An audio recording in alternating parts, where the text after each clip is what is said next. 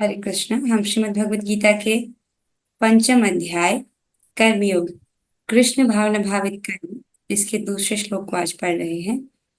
पहले श्लोक की कुछ आवृत्ति करेंगे। श्री भगवान वाच श्रीभगवान् उवाच। संन्यासः कर्मयोगश्च सन्न्यासः कर्मयोगश्च निःश्रेयसकरावुभौ निःश्रेयसकरावुभौ तयोस्तु कर्म संन्यासात् तयोस्तु कर्मसन्न्यासात् कर्मयोगो विशिष्यते। कर्मयोगो विशिष्यते। बहुत सुंदर माता जी। श्री भगवान उवाच श्रीभगवानुवाच। संन्यासः कर्मयोगश्च सन्न्यासः कर्मयोगश्च निःश्रेयसकरावुभौ निःश्रेयसकरावुभौ तयोस्तु कर्म संन्यासात् तयोस्तु कर्मसन्न्यासात् कर्मयोगो विशिष्यते। कर्मयोगो विशिष्यते। बहुत अच्छी माता जी। श्री भगवान उवाच श्रीभगवान् उवाच। संन्यासः कर्मयोगश्च सन्न्यासः कर्मयोगश्च निःश्रेयसकरावुभौ निःश्रेयसकरावुभौ तयोस्तु कर्म संन्यासात् तयोस्तु कर्मसन्न्यासात् कर्मयोगो विशिष्यते। कर्मयोगो विशिष्यते। बहुत अच्छे बाबू जी। अब हम आगे बढ़ेंगे। इस श्लोक में भगवान क्या कह रहे हैं? भगवान कह रहे हैं, श्री भगवान ने उत्तर दिया, मुक्ति के लिए तो कर्म का परित्याग तथा भक्तिमय कर्म, नहीं अर्थात कर्म योग, जिस कॉन्टेक्स्ट में बात चल रही थी, दोनों ही उत्तम है। किंतु इन दोनों में से कर्म के परित्याग से भक्ति युक्त कर्म श्रेष्ठ है। भगवान कह रहे हैं मुक्ति के लिए कर्म का परित्याग अर्थात पूरी तरह से संन्यास ले लेना, राइट, तथा भक्तिमय कर्म, ये दोनों ही उत्तम है। तो कर्म का परित्याग अर्थात जो स्वरूप सिद्ध व्यक्ति है उसके लिए कोई भी कर्म करने की आवश्यकता नहीं होती है, ठीक है। किंतु दोनों में से कर्म के परित्याग से भक्ति युक्त कर्म श्रेष्ठ है, राइट। यदि हम किसी को कह रहे हैं कि तुम ये मत करो, तब उसको कुछ ना कुछ करने को हमको बोलना पड़ेगा। वो अपनी इंद्रियों को रोककर नहीं रख सकता, राइट। तो इसीलिए उसको कोई श्रेष्ठ कार्य करने को दिया जाता है। तो वो श्रेष्ठ एंगेजमेंट क्या है अपनी सेंसेस का, कि अपनी इंद्रियों को हम भक्ति में लगाएं, राइट। भगवान कहते हैं इन दोनों में से, राइट, कर्म के परित्याग से भक्ति युक्त कर्म क्या है, वो श्रेष्ठ है। आगे चलते हैं। एक बार अन्वय देखिए। श्री भगवान वाच अर्थात श्री भगवान ने कहा, संन्यासः कर्म योगः च अर्थात संन्यास और कर्मयोग, ठीक है, उभौ मतलब दोनों ही, निःश्रेयस्कर कल्याणकारी हैं, तू किंतु, तयो मतलब उन दोनों में, अर्थात उन दोनों में कौन, संन्यास में और कर्मयोग में, राइट। कर्म योग अर्थात निष्काम कर्म योग ही कर्म संन्यासात कर्म संन्यास से विशिष्यते अर्थात श्रेष्ठ है। आप देख रहे हैं श्लोक तो निष्काम कर्मयोग और संन्यास की बात कर रहा है, राइट। लेकिन हमको निष्काम कर्मयोग के मार्ग पर नहीं चलना है। आप इसको समझ रहे हैं ना, जो भक्त सुन रहे हैं, क्यों? क्योंकि निष्काम कर्मयोग व्यक्ति करता है, उसके बाद उसके चित्त का शुद्धिकरण होता है, फिर वो वहां से ज्ञान योग करता है, ज्ञान योग करने के बाद फिर वो अष्टांग योग करता है, अष्टांग योग में उसको परमात्मा का अनुभव प्राप्त होता है, उसके बाद वो भक्ति का आश्रय लेता है, उसके बाद उसको भगवत साक्षात्कार प्राप्त होता है। और इस प्रकार से पूरे जब वो क्रम का पालन करता है तो उसको अंत में भगवान की ऐश्वर्यमय भक्ति प्राप्त होती है, राइट। परंतु भगवान अपनी ऐश्वर्यमय भक्ति देने नहीं आए, वो ब्रज का प्रेम देने आए, राइट। जिस प्रकार से ब्रज में भगवान की भक्ति करते हैं, इसीलिए सीधे ही प्रभुपाद जी हमारी सहायता हेतु यहाँ पर योग हमको भक्ति के कॉन्टेक्स्ट में ही समझाते हैं कि ये पूरा साइकिल फॉलो करने की आवश्यकता नहीं है। आप सीधे भक्ति योग जो है वहां से शुरू कीजिए।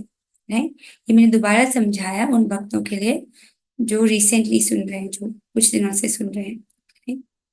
तो समझ आ रहा है, दोनों में से जो भक्ति युक्त कर्म है, हम यहाँ पर कर्म योग नहीं लेंगे, भक्ति योग ही लेंगे। भक्ति योग से जो युक्त होकर के अपने कर्मों को कर रहा है, कृष्ण भावना भावित होकर के कर्मों कर रहा है, वो श्रेष्ठ है। आपको समझ आ रहा होगा, एक बार देखते हैं। संन्यासः कर्म योगश्च, संन्यास और कर्म योग में, तो हम यहाँ पे कर्म योग नहीं लेंगे, हम भक्ति योग लेंगे। संन्यास और भक्ति योग में निश्चय सकरानुभव, दोनों ही मुक्ति के लिए कल्याणकारी है। तयोस्तु, इन दोनों में भी कर्म संन्यासात, इस कर्म के संन्यास से अर्थात पूरी तरह से कर्मों को परित्याग करने के बजाय कर्म योग विशिष्यते, जो कर्म योग है वो श्रेष्ठ है। आप इसको लीजिए कि भक्ति में जो कार्य है, कृष्ण भावना भावित होकर जो कर्म करना है वो श्रेष्ठ है संन्यास के कंपैरिजन में।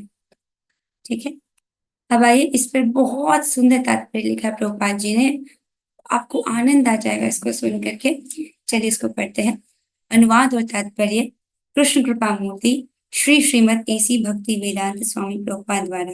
प्रभुपाद जी इस तात्पर्य में कह रहे हैं, सकाम कर्म अर्थात इंद्रिय तृप्ति में लगना ही भवबंधन का कारण है। पहली लाइन ही कितनी गंभीर बोल रहे हैं ना। इस जगत में बहुत सारे लोग व्यस्त हैं, ज्यादातर जनसंख्या व्यस्त है। उनको लग रहा होगा कि हम लोग बहुत बिजी हैं, बहुत कुछ महान कार्य कर रहे हैं।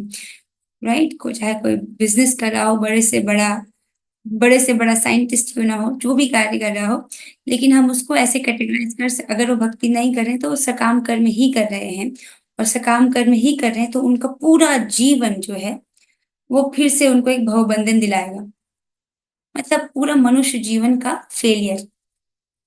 सो सकाम कर्म ही भवबंधन का कारण है। जब तक मनुष्य शारीरिक सुख का स्तर बढ़ाने के उद्देश्य से कर्म करता रहता है, तब तक वह विभिन्न प्रकार के शरीरों में देहांतरण करते हुए भव बंधन को बनाए रखता है। कितनी गंभीर और कितनी सुंदर बात प्रभुपाद जी ने कही है। क्या कह रहे हैं, जब तक मनुष्य शारीरिक सुख का स्तर बढ़ाने के लिए लगा है, तो इस जगत में देखिए, कोई 10,000 रुपए भी कमाकर संतुष्ट है, कोई 10 लाख कमाकर भी संतुष्ट नहीं है। राइट, लोग, मनुष्य में एक प्रवृत्ति होती है इकट्ठा करने की, थोड़ा और धन और धन क्यों जोड़ना है, ताकि एक बेहतर लेवल का शारीरिक स्तर हो सके। जैसे और अच्छा घर हो, और अच्छी गाड़ी हो, और अच्छी कॉलोनी में हम रहें। इस प्रकार से व्यक्ति अपना शारीरिक सुख का स्तर बढ़ाने के लिए ही लगा रहता है। तो प्रभुपाद जी कह रहे हैं कि जब तक मनुष्य शारीरिक सुख का स्तर बढ़ाने के उद्देश्य से कर्म करता रहता है, तब तक वह विभिन्न प्रकार के शरीरों में देहांतरण करते हुए भव बंधन को बनाए रखता है। राइट, अब इसको भी दो स्तर पर देखिए, एक तो स्थूल शरीर के लेवल पर सुख और एक सूक्ष्म शरीर के लेवल पर सुख। हो सकता है कुछ लोगों ने भौतिक सुख, जो शारीरिक सुख है, उसका त्याग कर दिया है, आहार निद्रा भय मैथुन को बहुत कम कर दिया है, लेकिन हो सकता है कि वो सूक्ष्म जो चीजें हैं उनके प्रति आकृष्ट हों, जैसे कि इस जगत में मान सम्मान की प्राप्ति करना। राइट, कुछ साइंटिस्ट होते हैं, सब कुछ त्याग देते हैं, लेकिन उनको भी इच्छा होती है, सूक्ष्म इच्छा। राइट, वो क्या है, इस जगत में मान सम्मान, वहां पर वो अपने आप को झोंकते हैं, है कि नहीं। परंतु ये दोनों ही क्या है, शारीरिक सुख का स्तर ही है, इसको बढ़ाने का प्रयास है। तो क्या मिलता है इसके फलस्वरूप, विभिन्न प्रकार के शरीरों में देहांतरण। 84 लाख योनियां हैं, उसी में व्यक्ति घूमता रहता है। इसकी पुष्टि श्रीमद् भागवत के 5वें स्कंद के 5वें अध्याय के 4थे श्लोक से 6वें श्लोक में इस प्रकार हुई है। यहाँ पर प्रभुपाद जी 3 श्लोकों को कोट कर रहे हैं, और ये बहुत बहुत सुंदर श्लोक प्रभुपाद जी ने श्रीमद् भागवतम से कोट किए। आप इसको ध्यानपूर्वक सुनिएगा। ये कहते हैं, नूनं प्रमत्त कुरुते विकर्म यदीन्द्रिया पीतया आपृणोति न साधु मन्ये यत् यत आत्मनोऽयं सन्नपि क्लेशद आस देह। हम एक श्लोक लेंगे और फिर उसका अनुवाद पढ़ते हैं। तो पहले श्लोक के अनुवाद में प्रभुपाद जी कह रहे हैं, लोग इंद्रिय तृप्ति के पीछे मत हैं। ये श्रीमद् भागवत का श्लोक है जो कह रहा है कि लोग इंद्रिय तृप्ति के पीछे मत हैं, मतलब जैसे पागल हाथी की तरह इंद्रिय तृप्ति के पीछे पागल है। वे ये नहीं जानते कि उनका क्लेशों से युक्त यह शरीर उनके विगत सकाम कर्मों का फल है। वो क्या नहीं जानते कि अभी वो जिस शरीर में है वो क्लेशों से युक्त है। राइट? इस जगत में कौन व्यक्ति है जो दुख प्राप्ति का प्रयास करता है? कोई दुख प्राप्ति का प्रयास नहीं करता, पर फिर भी हम देखते हैं कि दुख तो प्राप्त होता है। राइट? तो ये जो शरीर है वो क्लेशों से युक्त है। और ये क्यों प्राप्त हुआ है? विगत सकाम कर्मों का फल, मतलब उसने पहले ऐसे कर्म किए हैं जिसके बदले में वो कोई भौतिक लाभ चाहता था, जिसके लिए उसको एक भौतिक देह धारण करना पड़ा है। आगे कहते हैं, यद्यपि यह शरीर नाशवान है, किंतु यह नाना प्रकार के कष्ट देता रहता है। आप एग्री करते हैं? यस, नष्ट होता है, लेकिन शरीर से हमको बहुत प्रकार के कष्ट प्राप्त होते हैं। अतः इंद्रिय तृप्ति के लिए कर्म करना श्रेयस्कर नहीं है। ये शरीर तो नष्ट होना ही है, राइट? तो इस शरीर जो कि नष्ट होने ही वाला है, ये हमसे छूटने ही वाला है, तो इसको ही पॉलिश करने में पूरा समय नहीं खर्च करना है। यहाँ पर एक उदाहरण लेंगे हम कार का। एक व्यक्ति कार खरीदता है तो उसका कुछ उद्देश्य है कि वो उस कार का कुछ उपयोग करेगा, सदुपयोग। अगर वो सुबह से शाम तक केवल कार को चमकाता ही रहे और कभी उसको डेस्टिनेशन किसी लक्ष्य तक नहीं ले जाए, गंतव्य तक नहीं ले जाए, तो उसको क्या अर्थ है? तो उसी प्रकार से जो लोग इंद्रिय तृप्ति के पीछे मत हैं, सकाम कर्मों में ही लगे हैं, वो केवल शरीर के लेवल पर शरीर को मेंटेन करने में ही पूरा जीवन व्यर्थ कर देते हैं। देखो, जितने भी कार्यकलाप हम अपने मनुष्य जीवन में कर सकते हैं उनको हम दो हिस्सों में बांटते हैं। एक तो मेंटेनेंस वाले कार्य और एक आत्मा वाले कार्य, आत्म साक्षात्कार वाले कार्य। समझ रहे हैं? मेंटेनेंस वाले कार्य मतलब जैसे गाड़ी की मेंटेनेंस क्या होती है कि उसको समय समय पर जो है क्लीनिंग करवाओ, उसमें पेट्रोल भरवाओ, राइट? वो उसका मेंटेनेंस है इतना। उसी प्रकार से ह्यूमन शरीर का भी कुछ मेंटेनेंस है, राइट? समय नियत समय पर प्रसाद पाना, युक्त जो है स्वप्नावबोधस्य, जितना आपको आवश्यक नींद है उसको ग्रहण करना। इस प्रकार से शरीर की कुछ आवश्यकताएं हैं, तो वो उसका मेंटेनेंस कार्य है। लेकिन जो लोग केवल वही करने में लगे हैं, बेसिकली आत्मा के लिए कुछ सोच ही नहीं रहे हैं, उनका तो पूरा जीवन क्या है? वेस्ट हो जाता है। सो इसलिए इंद्रिय तृप्ति के लिए कर्म करना श्रेष्ठ नहीं है, क्योंकि इससे कोई लाभ नहीं होता। आप समझ रहे हैं इसको? मुझे यहाँ पर प्रभुपाद जी का एक उदाहरण याद आ रहा है। तो प्रभुपाद जी की ये बात मुझे पहले कभी समझ आती ही नहीं थी। मैंने इसको कितनी बार सुना, पर कुछ चीजें ऐसी होती हैं कि जब व्यक्ति का चेतना ऊपर उठता है तभी वो समझ पाता है। कई बार हम बहुत सारी शास्त्र बातें सुनते हैं और वो हमको तुरंत समझ नहीं आती, लेकिन भक्ति करते रहते हैं, करते रहते हैं, करते रहते हैं, फिर हम एक चेतना के लेवल पे पहुंचते हैं, तब वो बात हम ग्रहण कर पाते हैं। उसी प्रकार से प्रभुपाद जी एक उदाहरण देते हैं कि जो इस जगत में व्यक्ति है, राइट, इतनी मेहनत कर, मान लीजिए एक व्यक्ति है, उसने बहुत मेहनत से एक घर बनाया और फिर उसको जला दिया, तो उसका क्या मतलब है? उसने बहुत मेहनत से घर बनाया, फिर उसमें उसको फूंक डाला, उसका क्या मतलब है? अब इसको समझे। उसको फिर वो कहते हैं, देखो उसी को कनेक्ट करो कि इस जगत में मनुष्य बस अपना शरीर को पालन पोषण में ही लगा रहता है और अंत में इस शरीर को जला दिया जाता है। तो क्या मतलब? कोई मतलब नहीं। तो सारा गेम क्या है कि जब तक ये शरीर है उससे इंद्रिय तृप्ति वाले कार्य नहीं, योग के लिए प्रयास करना चाहिए। उन्हीं उन्हीं कार्यों को, उन्हीं प्रयासों का महत्व है, बाकी सबका कुछ महत्व नहीं है। आप समझ रहे हैं इस चीज को? ये उदाहरण मुझे प्रभुपाद जी को भी समझ नहीं आता था, अब समझ पाती हूँ मैं इसको, वो क्या कहना चाहते थे। राइट? कि शरीर की कोई वैल्यू नहीं है। अगर आप मान लीजिए, अगर आप शरीर से बाहर आ गए, अभी सोचो आप शरीर से बाहर आ गए, तो शरीर तो शव की तरह लेटा है ना, शव की तरह लेटा है, उसकी कोई वैल्यू ही नहीं है, जीरो वैल्यू। कुछ नहीं कर सकते, उसको नष्ट ही करना पड़ेगा। जब तक आत्मा उसमें है तब तक उससे सबसे महत्वपूर्ण कार्य किया जा सकता है। आत्म साक्षात्कार वाले, भगवान की भक्ति, वो वाले कार्य किए जा सकते हैं, उनको करना चाहिए। ठीक है, इंद्र तृप्ति वाले कार्य उसका कोई लाभ नहीं होता है। तो पहले श्लोक का अर्थ आप समझ लें, दूसरे श्लोक को पढ़ते हैं। पराभवस्तावद बोध जातो यावन्न जिज्ञासत आत्म तत्वम यावत् क्रियास्तावदिदं मनो वै कर्मात्मकं येन शरीर बंधः। दूसरे श्लोक में कहते हैं कि जब तक मनुष्य अपने असली स्वरूप के विषय में जिज्ञासा नहीं करता, उसका जीवन व्यर्थ रहता है। फिर से पढ़िए, कितनी गंभीर लाइन है।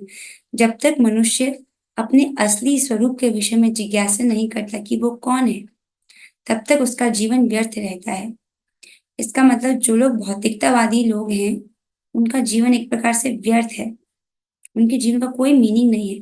शास्त्र कहता है जो व्यक्ति पागल है उसके हंसने रोने का क्या अर्थ है, कोई मीनिंग नहीं है। उसी प्रकार से जो लोग आध्यात्मिक रूप से जागृत नहीं है, अपने आत्म साक्षात्कार वाले कार्य को नहीं कर रहे, भक्तिमय कार्य को नहीं कर रहे हैं, वो पागल की भांति हैं, उनके हंसने रोने का कोई अर्थ नहीं है। आगे चलते हैं। और जब तक वह अपने स्वरूप को नहीं जान लेता, तब तक उसे इंद्रिय तृप्ति के लिए सकाम कर्म करना पड़ता है। और जब तक वह इंद्रिय तृप्ति की इस चेतना में फंसा रहता है, तब तक उसका देहांतरण होता रहता है। गंभीर बात है ये, राइट? क्यों गंभीर बात है? क्योंकि हम इसी कारण से अनादिकाल से फंसे हुए हैं। दूसरे के विषय में नहीं देखिए, बस अपने विषय में देखिए कि हमको कितने समय से हम यहाँ फंसे हुए हैं, क्योंकि राइट इस चेतना में हम फंसे हुए थे। अब आगे बढ़ते हैं। कौन सी चेतना? इंद्रिय तृप्ति की चेतना। दो ही तो चेतना है, या तो व्यक्ति सोचे कि मैं किस प्रकार से राधा कृष्ण को प्रसन्न संतुष्ट करूं, या तो व्यक्ति सोचे मैं किस प्रकार से अपनी इंद्रियों को संतुष्ट करूं। दो ही ऑप्शंस हैं। तो जब व्यक्ति अपनी इंद्रियों को संतुष्ट करने के पीछे जाता है, तो उस प्रकार की चेतना को कैसी चेतना बोलते हैं? देहात्मक बुद्धि वाली चेतना। और इसी प्रकार की चेतना के कारण ही बार बार हमको एक भौतिक योनि स्वीकार करनी पड़ती है। अब आगे कहते हैं, मान लिया जाए एक व्यक्ति है जिसका जो चित्त है वो सकाम कर्मों में फंसा है, उसको क्या करना चाहिए? उसके सॉल्यूशन में यहाँ पर बता रहे हैं। एवं मनः कर्म वशं प्रयुक्ते अविद्ययात्मन्युपधीयमाने प्रीते न यावन् मयि वासुदेवे न मुच्यते देह योगेन तावत्। कहते हैं कि भले ही उसका मन सकाम कर्मों में व्यस्त रहे, उसका मन सकाम कर्मों में व्यस्त रहे और अज्ञान द्वारा प्रभावित हो, राइट?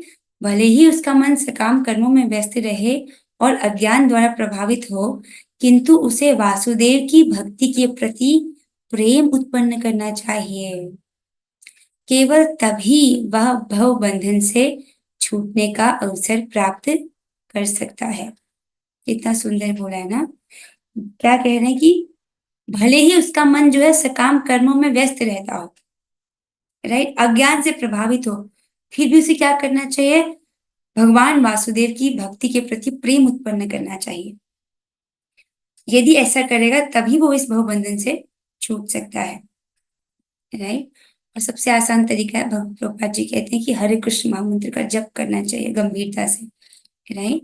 हरे कृष्ण महामंत्र का जप करने से चित्त का सबसे तेजी से शुद्धिकरण होता है। चित्त शुद्ध होता है तो ये जो अज्ञान की जो बादल है ये सब हटते हैं, तो व्यक्ति जिस प्रकार से चीजें हैं उसको यथावत देख पाता है। फिर आगे कहते हैं, अतः यह ज्ञान ही, कौन सा ज्ञान? कि वह आत्मा है, शरीर नहीं, मुक्ति के लिए पर्याप्त नहीं। आप समझ, इसको अध्याय 2 में हमने सीखा। भगवान बता रहे थे कि हमको कह रहे थे कि तुम ये शरीर नहीं हो, तुम आत्मा हो।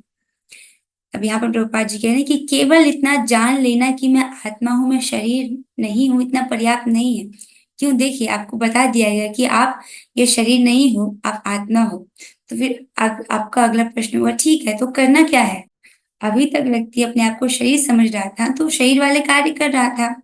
शरीर समझना मतलब, राइट, शरीर मतलब खुद को शरीर मानना और शरीर से संबंधित लोगों को अपना मानना कि ये मेरी माँ है, ये मेरे भाई है, और उसी प्रकार से जो अपने रोल्स है उनको निभाना। अच्छा, अगर मैं शरीर नहीं हूं, मैं आत्मा हूं, तो करूं क्या? Next question, right? तो केवल इतना जान लेना कि मैं आत्मा हूँ, शरीर नहीं हूँ, वो पर्याप्त नहीं है, राइट? तो जीवात्मा के स्तर पर मनुष्य को कर्म करना होगा, अन्यथा भव बंधन से उबरने का कोई उपाय नहीं है। बहुत वैसे गंभीर बात है, बहुत सुंदर तात्पर्य प्रभुपाद जी ने लिखा है। देखिए, जब तक व्यक्ति देहात्मक बुद्धि में है, वो उस तरह देहात्मक बुद्धि है, देहात्मक बुद्धि में व्यक्ति अपने आप को देह समझ रहा है, तो उसकी चेतना को ऊपर उठाने के लिए भगवान ने वर्णाश्रम सिस्टम दिया है। वर्णाश्रम पद्धति के अनुसार वो देखे कि वो कौन से वर्ण और कौन से आश्रम में है, अपने कर्तव्य को करे, ठीक है? तो अभी वो देहात्मक बुद्धि है, तो उसको इस प्रकार से जब वो कर्तव्य करता है, उसके चित्त का शुद्धिकरण होता है। लेकिन जब व्यक्ति देहात्मक बुद्धि से ऊपर उठता है, मतलब ये समझता है कि मैं ये शरीर नहीं हूँ, मैं आत्मा हूँ, और आत्मा के रूप में मेरा एकमात्र कर्तव्य है मेरे स्वामी की सेवा करना, राइट? आत्मा भगवान का सेवक है, और सेवक का धर्म है कि अपने सेवक को सुखी करे, राइट? तो आत्मा के रूप में हमारा एकमात्र कर्तव्य है अपने तन से, अपने मन से, अपनी वाणी से, राइट? भगवान श्री कृष्ण को प्रसन्न करना, भगवान श्री कृष्ण श्रीमती राधा रानी को प्रसन्न संतुष्ट करना। तो जब व्यक्ति उस स्तर पर होता है, तो उसके सारे प्रयास उसी तरफ होते हैं, भगवान को प्रसन्न करने की दिशा में। सो जीवात्मा के स्तर पर मनुष्य को कर्म करना होगा, तो इसी स्तर पर वो कर्म करता है, अर्थात भक्तिमय कर्म करता है, अन्यथा वो भवबंधन से उबरने का कोई उपाय नहीं है। किंतु कृष्ण भावना भावित होकर कर्म करना सकाम कर्म नहीं है, ये आप सभी समझ रहे हैं। सकाम कर्म करना और कृष्ण भावना भावित होकर कर्म करना, ये दो ऑपोजिट चीजें हैं, दोनों में जमीन आसमान का अंतर है। सकाम कर्म कोई व्यक्ति कर रहा है, मतलब भौतिक फल प्राप्ति की इच्छा से कोई कर्म कर रहा है, तो उस व्यक्ति को कर्म बंधन लगेगा, अगला जो उसका जन्म है भौतिक योनि ही उसको प्राप्त होगी। लेकिन जो व्यक्ति कृष्ण भावना भावित होकर कर्म कर रहा है, उसको कर्म बंधन नहीं लगेगा, राइट? वो भगवत धाम की ओर अग्रसर होगा। समझ रहे हैं? जमीन आसमान का अंतर है। तो किसी को ये बात नहीं समझ आती है तो आप पूछ सकते हो, क्योंकि हम इसको क्लास में बहुत बार डिस्कस कर चुके हैं, इसलिए हम आगे बढ़ रहे हैं। पूर्ण ज्ञान से युक्त होकर किए गए कर्म वास्तविक ज्ञान को बढ़ाने वाले हैं। बिना कृष्ण भावनामृत के केवल कर्मों के परित्याग से बद्ध जीव का हृदय शुद्ध नहीं होता। वेरी इंपॉर्टेंट, यहाँ पर हमने इसको पढ़ा था, भगवान बता रहे थे मिथ्याचारी क्या करता है, केवल कर्मों का परित्याग कर लेता है, अपनी कर्मेंद्रियों को जबरदस्ती रोक लेता है। लेकिन कर्मेंद्रियों को रोक के क्या करेंगे? मेन बात तो, सारी प्रॉब्लम तो सूक्ष्म शरीर में है ना, सूक्ष्म शरीर दूषित है, हम स्थूल शरीर को रोक करके क्या कर लेंगे, नहीं? तो कृष्ण भावनामृत वाले कर्म करने से क्या होता है, इस कृष्ण भावनामृत वाले कर्म क्या है, सभी दिव्य स्तर पर होते हैं। तो ऐसे कार्य को करने से क्रमशः हमारे चित्त जो है उसका शुद्धिकरण होता है, वो आवश्यक है, राइट? तो जो व्यक्ति केवल कर्म का परित्याग करता है, तो उससे उसके हृदय शुद्ध नहीं होता है, उसका हृदय अंतःकरण शुद्ध नहीं होता है।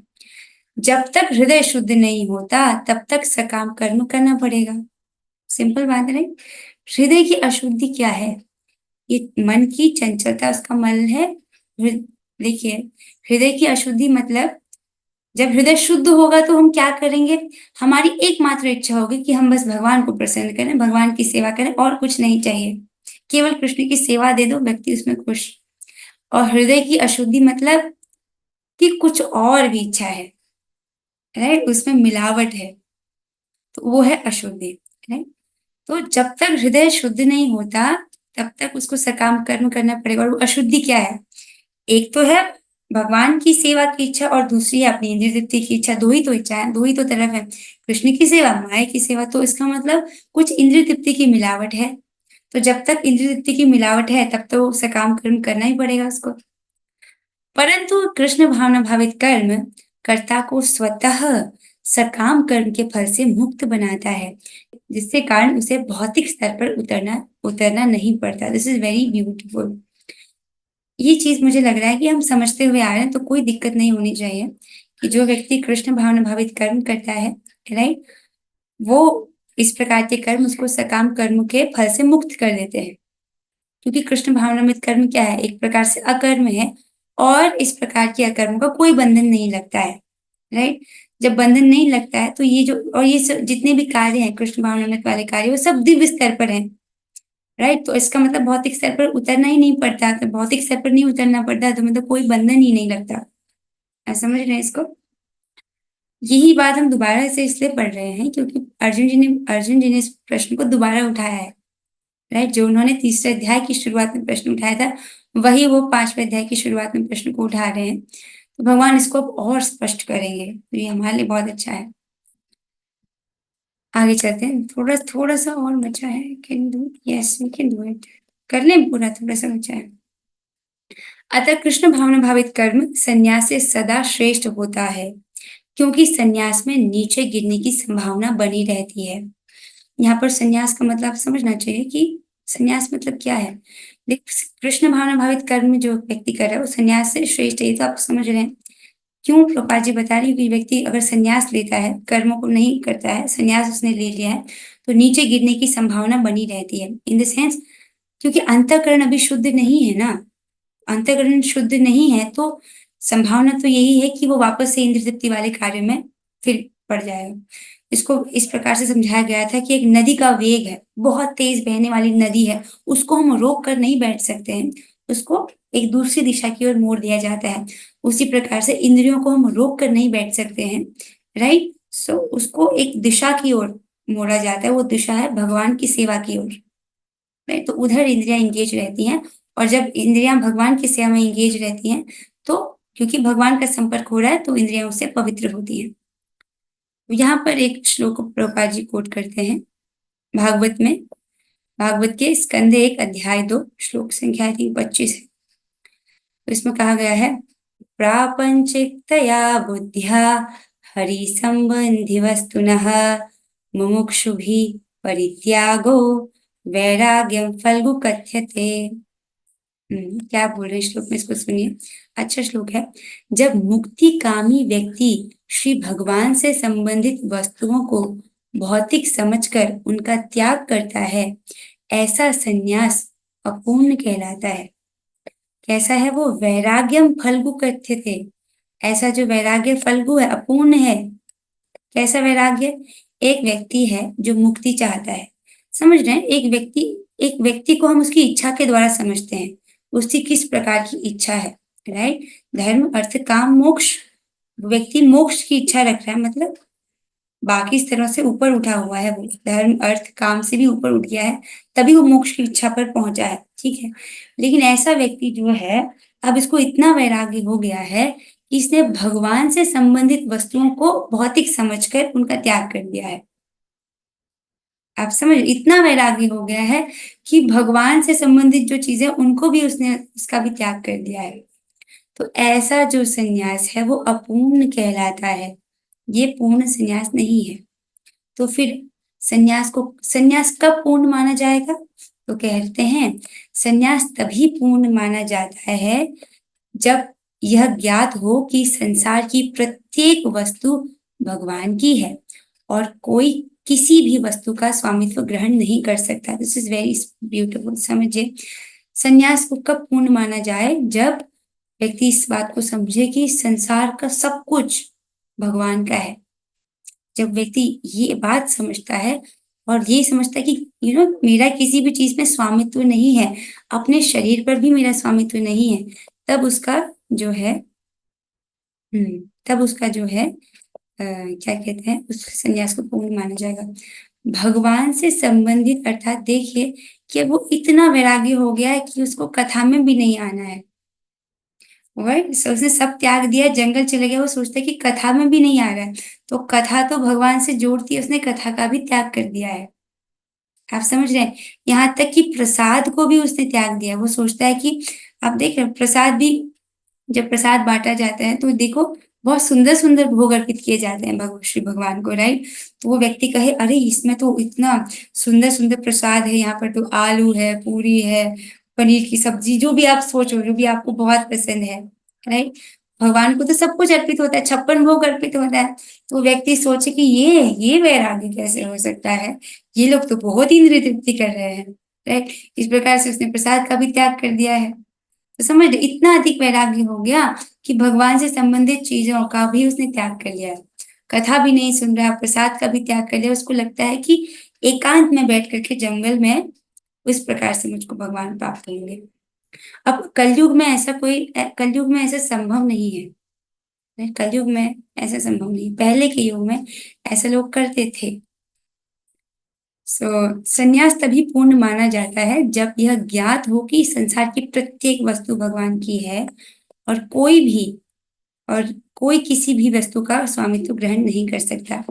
वस्तुतः मनुष्य को यह समझने का प्रयत्न करना चाहिए कि उसका अपना कुछ भी नहीं है। तो फिर संन्यास का प्रश्न ही कहाँ उठता? अगर व्यक्ति इस बात को समझ रहा है कि मेरा किसी भी चीज पर स्वामित्व नहीं है, इस बात को वो समझ रहा है, तो उसका संन्यास, प्रभुपाद जी कहते हैं, अगर इस अंडरस्टैंडिंग पे व्यक्ति पहुंच गया है तो फिर संन्यास का प्रश्न ही कहाँ उठता है? वो तो पहले ही सब कुछ त्याग चुका है ना। संन्यास का मतलब केवल बाहरी चीजों को त्यागना नहीं होता है, अंदर से उसने आसक्ति को त्यागना चाहिए। जो व्यक्ति समझ रहा है कि मेरा किसी भी चीज पे स्वामित्व नहीं है, सब कुछ कृष्ण का है, तब प्रभुपाद जी कहते हैं कि तो फिर संन्यास का प्रश्न ही कहाँ उठता है? उसने पहले ही सब कुछ त्याग दिया है, राइट। तो व्यक्ति यह समझता है कि सारी संपत्ति कृष्ण की है, वह नित्य सन्यासी है। समझ रहे? जो व्यक्ति समझ रहा है कि सारी संपत्ति कृष्ण की है, वह नित्य सन्यासी है। जरूरी नहीं कि हमको सब कुछ बाहरी रूप से त्यागना पड़े, राइट। वो व्यक्ति क्या समझता है? वो ये समझ रहा है कि सब कुछ कृष्ण का है, प्रत्येक वस्तु कृष्ण की है, अतः उसका उपयोग कृष्ण के लिए किया जाना चाहिए। हर वस्तु कृष्ण भावना भावित होकर इस प्रकार कार्य करना मायावादी सन्यासी के कृत्रिम वैराग्य से कहीं उत्तम है।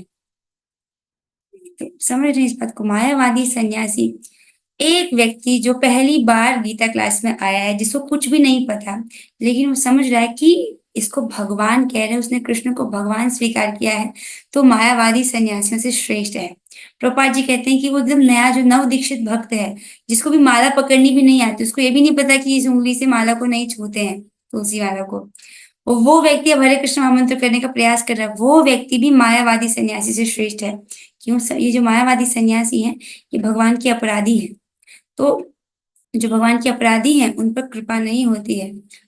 बेसिकली इनको बहुत दंड प्राप्त होता है, इनका एक प्रकार से सैद्धांतिक पतन हो चुका है, तो जन्म जन्मांतर इनके खराब होते हैं इस चक्कर में। तो जो कृष्ण भावना भावित होकर इस प्रकार से कार्य करता है, अर्थात भगवान के लिए कार्य कर रहा है, कार्य को रोकने को नहीं बोला भगवान ने, भगवान के लिए जो अपने सारे कार्य को कर रहा है, तो ऐसा व्यक्ति मायावादी सन्यासी। ये लोग कैसे हैं? सब कुछ त्याग देंगे, राइट, बाहरी रूप से सब कुछ त्याग देंगे, तो उनके जो कृत्रिम वैराग्य, आर्टिफिशियल वैराग्य, उससे कहीं उत्तम है। समझ रहे हैं? किसी को कोई हल्का सा ही परेशानी हो तो आप पूछ सकते हैं। एक्चुअली नुकसान है, मायावादी सन्यासी बनने का कोई लाभ नहीं है। कोई से कुछ प्रश्न है क्या? नहीं, जैसा सची माता जी ने यूं ही हाथ खड़ा किया। यहाँ पर जो टीका वो समाप्त होती है, पर क्योंकि समय हो गया इसलिए हम प्रश्न उत्तर नहीं ले पाएंगे। आई होप आपको टॉपिक समझ आ रहा होगा। यस, अब हम 3 बार हरे कृष्ण महामंत्र करेंगे। देखिए, जो भक्ति करता है वो इतना भी अधिक कर्म में नहीं लिप्त है कि वो भक्ति ना कर पाए, मतलब कथा में ना आ पाए, इतना भी अधिक वैरागी नहीं है कि उसने सब कुछ छोड़ दिया है। तो जो भक्ति कर रहा है व्यक्ति, उसका वो बीच में है, बहुत अधिक वैराग भी नहीं हो गया उसको सब कुछ से, और ऐसा भी नहीं कि वो बहुत ज्यादा कर्म में लिप्त है कि वो कथा में ही नहीं आ पा रहा है। आप समझ रहे? सो आइए, अब हम 3 बार हरे कृष्ण महामंत्र करेंगे। आप लोग अपने माइक ऑन कर लीजिए, हम सभी साथ में करेंगे।